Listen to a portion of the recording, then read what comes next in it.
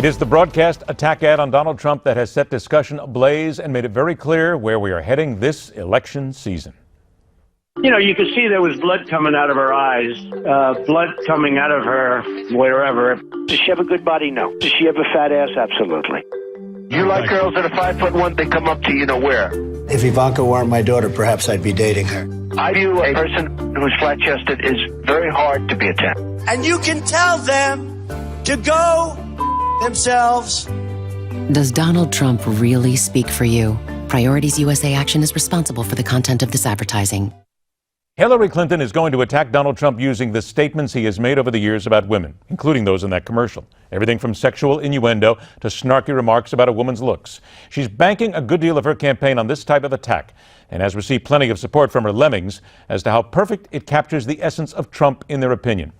Now, that is, of course, one partisan side to American campaigning, because she has taken off the gloves that Donald Trump claims to be a master in using as ammunition. And the groundswell react to this commercial from Trump supporters and those on the right is simple. I paraphrase. Mrs. Clinton, if you want to talk about a powerful man who treats women as punching bag jokes, you better look to the man who is allegedly your partner in life and love, because this apple of amoral activity lives and breathes in your home, at your side, in your campaign, and the game is now most definitely afoot. Let's dig into this and much more with a historical spin. We invite you to drop your own verbal dime. 1-877-NEWSMAX. 1-877-639-7629. Welcome back noted presidential historian, New York Times bestselling author of Last Act, The Final Years and Emerging Legacy of Ronald Reagan, Craig Shirley. All right, Craig, welcome in. Let's get right to it here. This is going to be a dirty campaign. There's no doubt about it, because Hillary Clinton is going to use those ads. And when that ad comes out, here's what I'm getting from a lot of people. When I stuck this up on social media and I asked people to talk about it, I got bombarded by people who said, how dare she? Because she's dealing with a husband who cheated on her, who used women just as bad. Donald Trump has even gone to that point. Is this precedential here? Is there a precedent here to see spouses so involved in an election this early and part of the dirt that we're going to get to come November? You know, Ed, I don't know. I mean, I know it's presidential, but in campaigns, that's more in the eye of the beholder. I'm not sure these attacks are going to work. In fact, I just saw a poll in which Hillary Clinton's unfavorables are actually higher than Donald Trump's, and he actually has a net favorable now, is that he has smartly defined himself to the American people before he could be defined by any of his opponents in the Republican primaries and now by Hillary Clinton. So I'm not sure that these attacks are going to work. You know, they attacked Richard Nixon, you know, would you buy a used car from this man, and Tricky Dick, and they bounced off because he defined himself as being tough on communism and the cowardly College of Communist Containment. They attacked Reagan as being, you know, addle-brained or, prematurely gray or prematurely red, nuclear cowboy. And again, it didn't work because he had already defined himself first to the American people. So I'm not sure these attacks by Hillary, they may be funny to the political classes, but to the American people, it's not important. You said funny, but let's also go to this point. If you're a comedian and you make jokes about somebody's wife, somebody's husband, somebody's kids, you get away with it. This isn't comedy here. This is actually the person who wants to lead the free world at this point, the president of the United States. So when you look at something like that, I cannot recall any time in even a lot of senatorial races when I have seen people so ready to attack spouses and bring them into it. What people are saying, though, is, does what the spouse does reflect on the woman who wants to be president? There are people who say she's just as much a part of it as anything else. But I guess it's the precedent here, Craig, that I'm talking about. It always used to be kids and spouses were off limits. Nothing's off limits anymore in 2016, is it? Yeah, no, we've gone another step further. There's no doubt about it. On the other hand, Betty Ford was a big issue in the 1976 campaign, especially an interview with Morley Safer of 60 Minutes in which she condoned abortion and her daughter having an affair, and it continued to be an issue into 1976 between Ford and Jimmy Carter. Other times, spouses, is that Mary Todd Lincoln wasn't in the newspapers, but it was a whispering campaign about her in 1860 and 1864. So spouses, obviously, I don't know if it's a brave new world, but it's certainly a new world in which we're talking about things that we didn't talk about before, and yet we did talk about them just in different tones. Let's go ahead and move on then to that unlikability factor that you mentioned here. I mean, the numbers, we could basically sit here and go over the numbers every single day. They get worse for every single candidate, specifically for Hillary Clinton and Donald Trump. The numbers are historic in many ways, how much they are disliked. Craig, your experience looking at presidential campaigns, looking at how people look to mold the public, if you will, how do you turn around an unlikability writing like this? I mean, it seems impossible.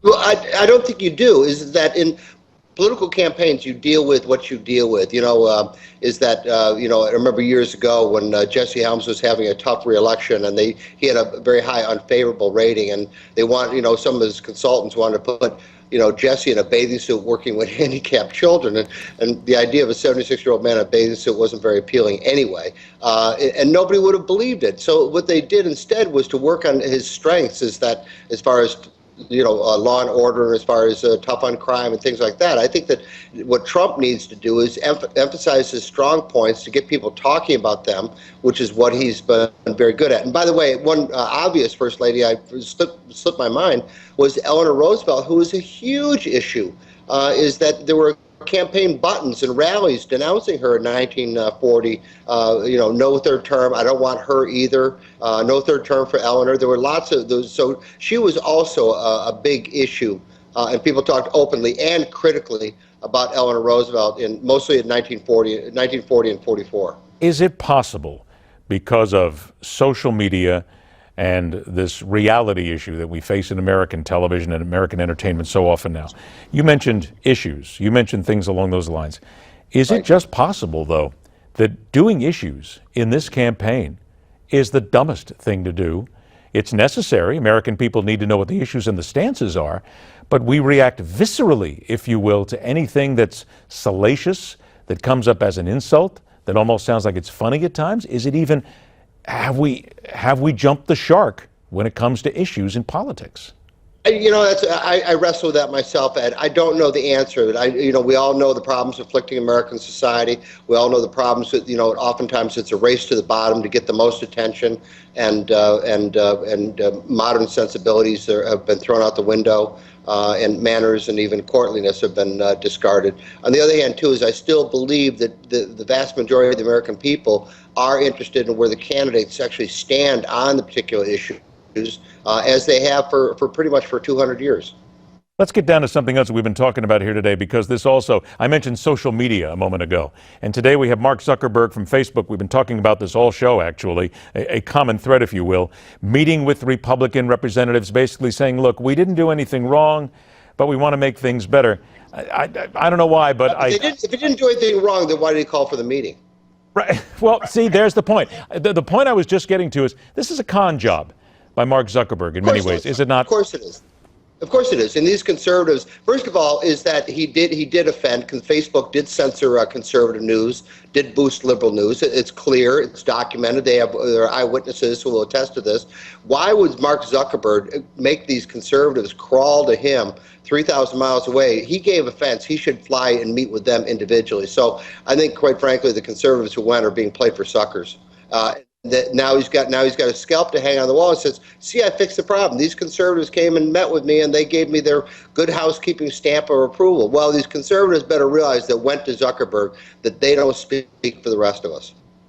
With about 30 seconds to go, is maybe the thing that we need to take away from this, and conservatives need to understand, is if you want news, don't go to Facebook. I mean, you have to look for your news. You have to be smarter than going to a site with cat videos.